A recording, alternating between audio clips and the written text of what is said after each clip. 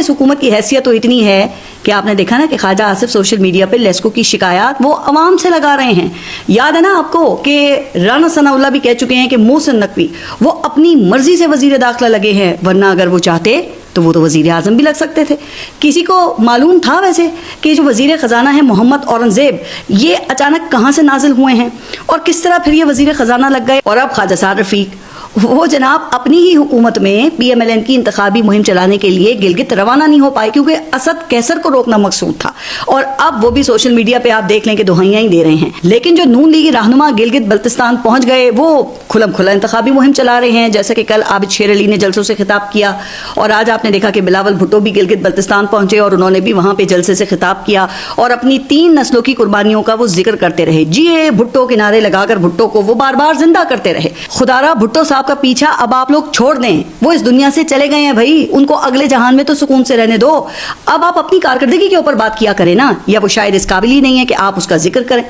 खैर जनाब, ये पाकिस्तान के साथ किस किस्म का मजाक हो रहा है? क्या अब आप गिलगित बल्तिस्तान और ये आज़ाद कश्मीर में इलेक्शन और अवामी मूड के खिलाफ ज़बरदस्ती के नताइज दिखाकर इस वफाक को मजबूत करेंगे या मजीद कमज़ोर करेंगे? क्या मुस्लिम लीग नून और पाकिस्तान पीपल्स पार्टी इस किस्म के ये काले इलेक्शन जीत कर अवाम में मकबूल होगी या ये मजीद बदनाम होंगे? और फिर क्या हम ये बैनुल अक़वामी सतह पर कश्मीर का मुकदमा वो लड़ सकेंगे? वैसे क्या लगता है कि इन इलाकों में हम पाकिस्तान के खिलाफ नफरत को हवा नहीं देंगे इस तरह? और बिलफर्ज देखें, अगर पाकिस्तान तहरीक इंसाफ अपनी इंतखाबी मुहिम चला भी लेती है तो भाई कौन सी क़यामत आ जाएगी? वैसे भी तो फॉर्म 47 वाला हरबा वो तो पहले भी कारगर साबित हो चुका है, यानी कि वोट किसी और को डलेगा और वो किसी और के हक में गिना जाएगा। लेकिन इंतखाबी मुहिम चलाने से कम अज़ कम इलेक्शन के शफाफ होने का देखिए तासुर तो चला जाएगा ना। अच्छा, फिर उमूमी तौर पे माजी में तो आपको पता है कि जिस जमात की वफाक में हुकूमत होती है उसी जमात ने फिर गिलगित और आज़ाद कश्मीर के जो इलेक्शंस हैं उसमें भी अपनी हुकूमत बनाई है। लेकिन लगता यह है कि इमरान खान फैक्टर ने न सिर्फ पाकिस्तान के पूरे सियासी निज़ाम को हमेशा के लिए बदल दिया है, बल्कि ये जो निज़ाम है ना इसको भी मुकम्मल एक्सपोज कर दिया है।